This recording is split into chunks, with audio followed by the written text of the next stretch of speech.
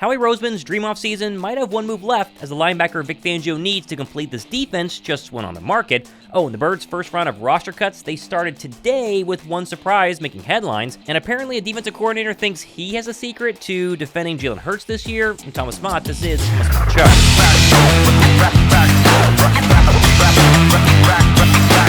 If you're an Eagles bubble player right now, today's the day you've either been dreading or, I guess, waiting for, depending on how you look at it, as the Eagles coaching staff is right now sitting in meetings, watching the last few hours of film, and getting ready for tomorrow's 4 p.m. cut-down date. So as the hours go by, expect more updates on the Birds going from 90 players down to 53 before signing back some practice squad players. And of course, as we wait for the full list, it is worth noting that some former Eagles legends are now available to bring back if technically you're interested in signing them. For instance, the Giant Killer, Boston Scott, you might have heard of him. He had a pretty solid preseason and training camp with the Rams, but ultimately was let go yesterday, which resulted in some people on Twitter saying, oh, cut Kenny Gainwell, re-sign Boston Scott, which is very ridiculous. It's not going to happen. I love Boston Scott. I just don't see him coming back to Philly. Same goes for former top wide receiver target of Carson Wentz, Greg Ward. Crazy to think about, but he didn't make the Colts roster as of yesterday. Obviously, the Eagles don't need him, but always fun to look back and see just how far the Birds receiving core has come. Now, as other teams also cut down their rosters today, it's worth noting a couple of updates to the two big holdouts happening or elsewhere around the NFC, with the Cowboys officially, as of a couple of minutes ago, signing all-pro wide receiver CeeDee Lamb to a massive 4-year extension worth $136 million per year. That's $100 million guaranteed with a wide receiver record $38 million signing bonus in a deal done by Tory Dandy of CAA, making him the second highest paid non-quarterback in NFL history.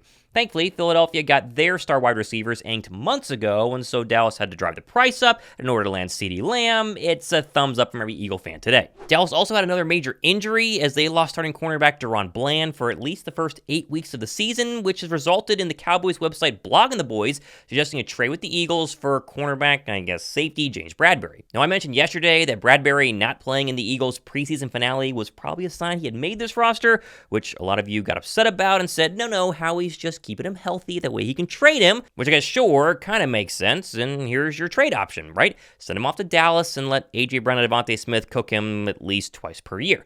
Personally, I'm all for this, but again, it's a suggested trade, no real reporting here. Either way, we will get a resolution on number 24 within the next 24 hours. Okay, if you're on YouTube as much as I am, you've probably seen advertisements for this company called Mando. So when Mando reached out and said they want to sponsor one of my videos and send me some of their products, one of their starter packs, I said, all right, I'll give it a try. And then a couple days later, I got a box with the Mando deodorant, I got the Mando body wash, I got the Mando bar of soap, and then my personal favorite, it's the Mando deodorant wipes. All of which were created by a doctor who saw firsthand just how badly we've been mistreating normal BO. Mando is high-performance, whole-body deodorant that you can apply everywhere, including your pits, package, and feet. And plus, it is clinically proven to control odor better than a shower with soap alone. And I can confirm for everyone who wears Eagles gray, green, or black, it does, especially the deodorant, go on your body completely clear. You're not going to see it on your clothes. That's a big deal, at least for me. Oh, and they also have 4 really good scents. You have bourbon leather, which I got in the body wash, but then I also went for the Mount Fuji for everything else. They have Clover Woods, though, Pro Sport, and even a fragrance-free.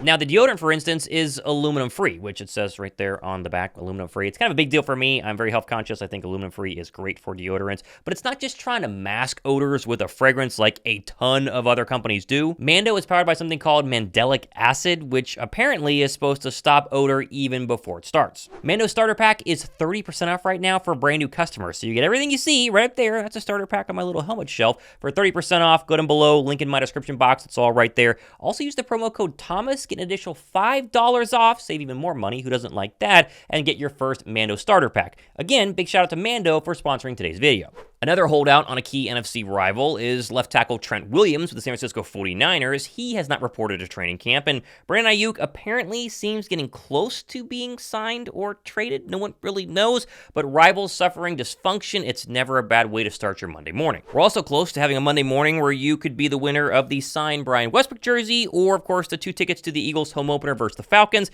We're like just about 1,500 subs away from 60,000 subs. Go down below, hit the like button, and hit the red subscribe button. button as well. Now, on cut day 2 years ago, Howie Roseman decided he needed one final piece on the then Jonathan Gannon defense and called up the New Orleans Saints for what turned out to be a fantastic trade, bringing C.J. Gardner-Johnson to Philadelphia. Gardner-Johnson transformed the Eagles secondary, got a bunch of interceptions, and again was a fantastic move right before the season. And while sure, Howie just sent a third-round draft pick to Washington for Jahan Dotson, which again could be viewed as his final move before the season, another target just emerged as a piece that could be the final key to unlocking Vic Fangio's defense.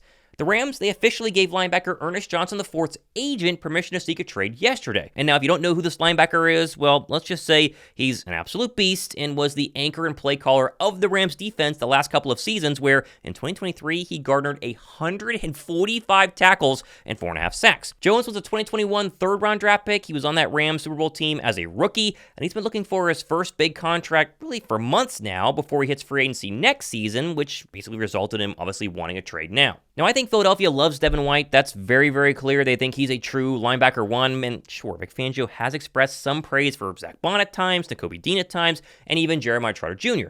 But those three aforementioned linebackers, they all still have major question marks. They're unknowns at this point. And while sure, if you asked me, will Vic Fangio demand a trade for another linebacker? I'd say no. I think, again, he's content with what he has. This still would be a move that would make the linebacking core infinitely better than it currently is. Take Brett Coleman's argument on Twitter of teams that blitz their linebackers a lot should throw a day 2 pick at the Rams and thank their lucky stars that Jones was even available in the first place. It's at least a good argument and really hard to ignore. Philly still has a third-round draft pick in 2025, even after the Dotson trade, which is kind of crazy to think about. Imagine Ernest with Devin White and combining to make, one of the top 5 young linebacking cores in the NFL. They would instantly be set up to dominate for many, many years to come. But again, it's all speculation. We don't know. This is just a suggestion that some people have had, including myself, as, hey, this could make the Eagle defense a lot better than it currently is. Although, if you go to Vic Fangio's offense today and you say, Vic, right, do you think your defense is going to be great this year? And if he goes, you know what, Thomas, I think it's going to be pretty good, even if Bond struggles, even if, Devin White struggles, even if our linebacker core is not that great,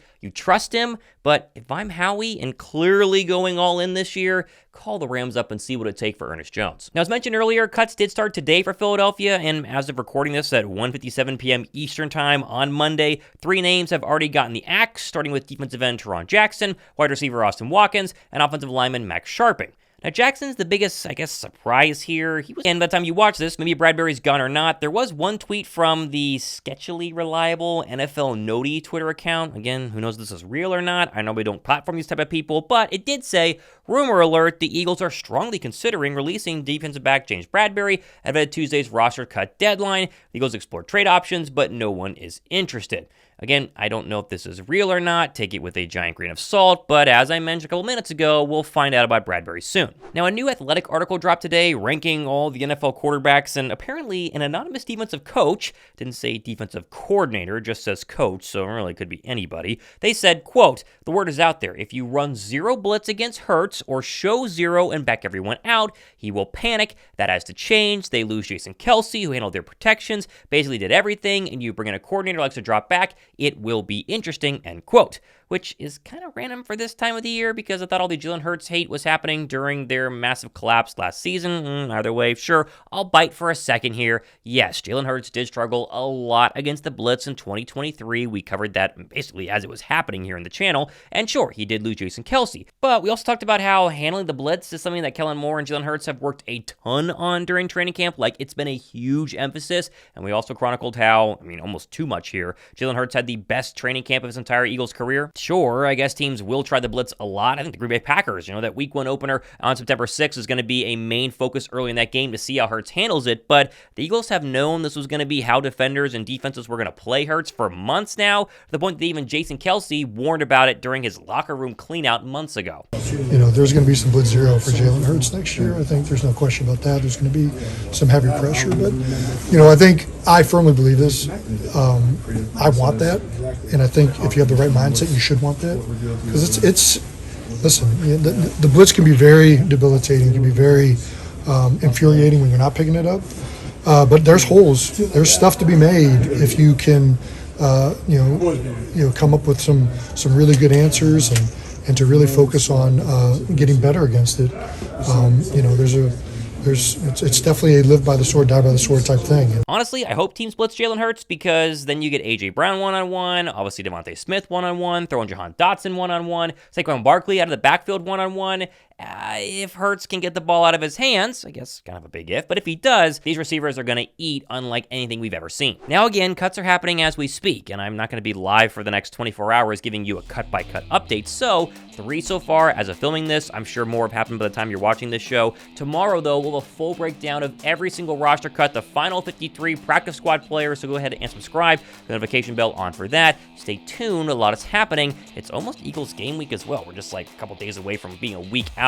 I'm Thomas Mott. This has been the Thomas Mott Show.